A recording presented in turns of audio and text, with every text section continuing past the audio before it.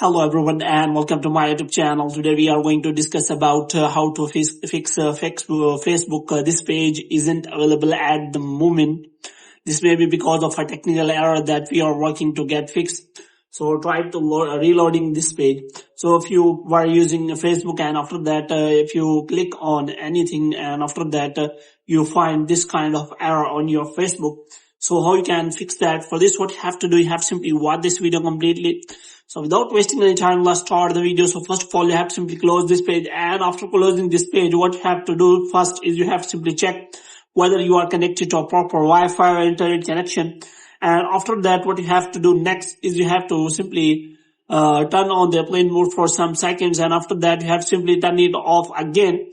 And the next thing you have to do is you have to simply go to settings, and after that what you have to do, you have to scroll it down until you find the option of general. So here you have to simply click on that, and after that you have to scroll it down until you find the option of transfer or reset iPhone. So here you have to simply click on reset, and you have to reset all of your network settings. And after that what you have to do next is you have to scroll it down until you find the option of apps in settings.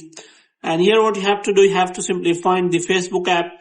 And here what you have to do, you have to simply look for the Facebook settings.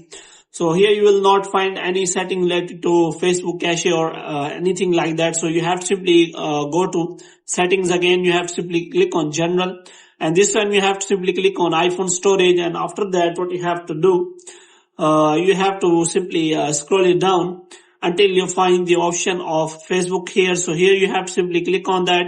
And here is option available, offload app. So here you have to simply offload the app, and after offloading the app, there will be option available to reinstall the app. So you have to simply reinstall the app, and after installing the app, you will find that your error has been fixed. So hope you have liked this video. If you get more videos like this, you can subscribe our channel.